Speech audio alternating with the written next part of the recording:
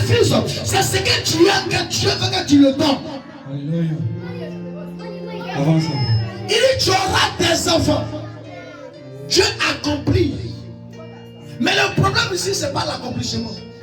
C'est de voir s'il va connaître le mystère du sacrifice. C'est de voir si Abraham va respecter les critères du mot sacrifice. Parce que Dieu ne te demandera jamais le sacrifice de quelque chose que tu n'aimes pas. Si tu veux obtenir des choses qui sont grandes, apprends à donner des choses qui sont grandes. Amen. Ton sacrifice peut être ton sommeil. Ça veut dire que tu sais très bien, de minuit à une telle heure, tu ne peux même pas prier. Et tu vois que tes yeux sont assoupis, tes paupières sont assoupies. C'est ce temps-là que Dieu demande ton sacrifice. Pour toi-même, tu vois que quand tu fermes tes yeux dorment.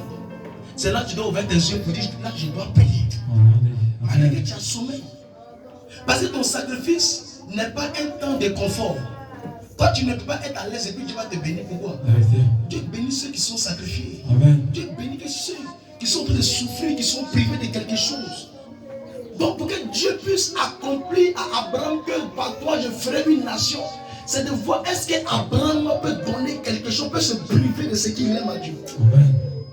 La question c'est qu'on ne peut jamais obtenir des grandes choses sans se priver de ce qu'on aime. Yes. C'est ce que toi tu aimes que Dieu te demandera. Si Dieu sait que toi tu aimes la bouffe, il va te dire il faut prendre des moments de jeûne.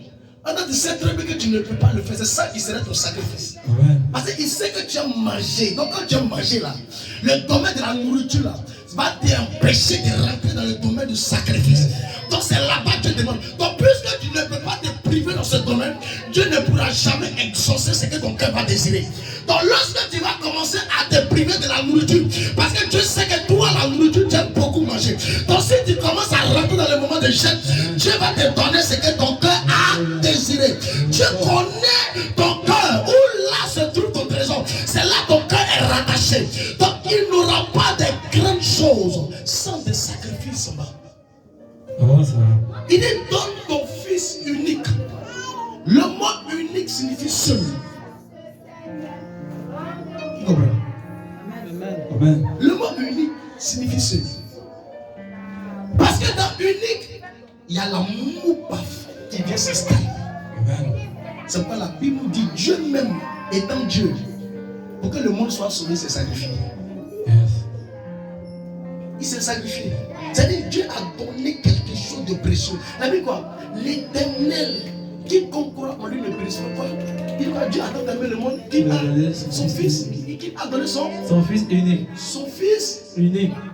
afin que quiconque croit en lui. Donc ça veut dire s'il n'y a pas eu un sacrifice, il n'aura pas expiatoire le péché. Yes. Il n'aura pas rachat. Il n'aura pas la rédemption qui sera parfaite.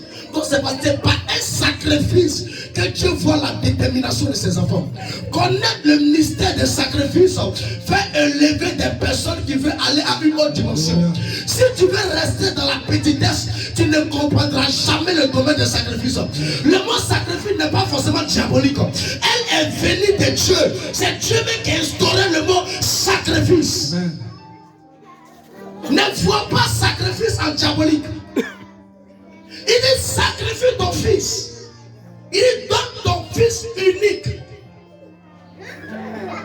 Amen. Mais chrétien ne peut pas rentrer dans cette logique. Parce que leur cœur est tellement rattaché sur les biens, Yes. soit sur les parties privées, soit le sommeil, soit le jeûne. Ils ne peuvent pas le faire. Tu me dis aujourd'hui comme ça, je prends de la semaine là, un lundi ou un mardi, ça c'est pour Dieu. Amen. Je vais évangéliser seulement. Je prends soit mardi, c'est un sacrifice. Mais tu sacrifies ton temps pour Dieu. Tu sacrifies dans la semaine un jour pour lui. Si mon patron veut la me chasser, moi j'ai sacrifié ce jour pour lui. Et ça on appelle le sacrifice. Amen. Mais au moment où toi tu es à l'aise, tu es en train de dormir dans le confort, toi tu demandes Dieu à quand t'élever. Attends, il y a des gens qui sont en train de gêner et prier. Yes. Il y a des gens qui sont en train de retirer des grosses sommes venues offrir à l'Éternel. Et ils n'ont pas encore reçu. C'est toi qui es dans le confort en train de recevoir. Abraham a reçu la promesse. que par toi sortira des nations.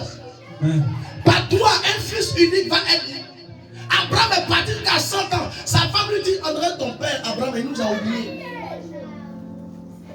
Abraham était obligé de faire quoi pour avoir Isaac? Prends ce qui te dit de faire. Abraham était obligé de faire quelque chose. Malgré qu'il a reçu une promesse. Mais Abraham était obligé de faire. Qu'est-ce que vous allez comprendre ce qu'Abraham était obligé de faire avant que Dieu. Sinon, si Abraham ne le faisait pas, la promesse là, elle allait être suspendue au-dessus de lui. C'est pourquoi il y a beaucoup de personnes qui reçoivent la promesse, mais qui ne rentrent pas dans la promesse. Yes. Et ils diront que non, Dieu m'a abandonné, Dieu ne m'a pas écouté. Dieu dit je vais te lever. Amen. Mais le mois je vais te lever, atteins un domaine de supériorité. Attends, pour atteindre un niveau de supériorité, il faut avoir la loi de sacrifice en lui. La Bible dit que Daniel avait l'esprit de supériorité. Pourquoi? C'est parce que Daniel avait pris un temps de priver son temps pour Dieu. Lorsque le roi Nebuchadnezzar avait ordonné que personne n'ait un temps qui doit adorer son Dieu, la Bible nous dit, Daniel a pris son... Il a risqué sa vie pour adorer Dieu malgré l'ordre du roi. Amen. Ils sont venus le surprendre. Le sang dit sacrifice. On dit ils vont te tuer si tu fais ça.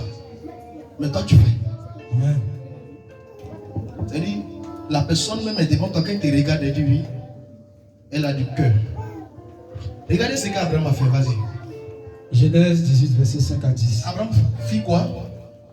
J'irai prendre un morceau de pain J'irai prendre un morceau de pain. pour fortifier votre cœur. Vous voyez, pour fortifier votre cœur. Après quoi? Après quoi? Vous continuerez votre route. Vous continuerez votre route. Car c'est pour cela Car c'est pour cela. que vous passez près de votre Vous êtes venus serviteur. chez moi à la maison. Il répondit, Et les anges répondirent, fais comme tu l'as dit. ce que tu as dit là, il faut faire. Abraham alla promptement dans sa tente Abraham rentre directement dans sa tente. vers Sarah Vers sa femme Sarah. et dit, Et dit à sa femme, vite, vite, enlève-toi. trois mesures de Prends beurre, 3 mesures de valeur de farine, de farine de d'huile, et d'huile.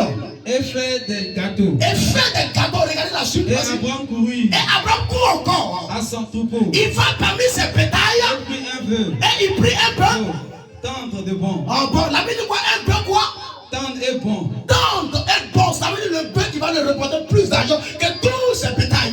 Abraham prit cet animal et fait quoi? Et le donna à un Et serviteur. le donna à un serviteur. Il se hâta de la Il prêter. dit, il faut tuer l'animal. Et il prit encore Et il prit encore de la crème. de la crème Et encore. du lait. Et du lait. Et avec le veau Et avec le fond qu'on avait apprêté. qu'on avait déjà préparé. Et il est mis devant eux. Et il l'a mis devant ces hommes-là. Et il s'était lui-même Et lui-même est venu s'asseoir aussi. à leur côté, Vas-y. sous l'arbre. Sous l'arbre. Et il mangeait. Et ils ont mangé.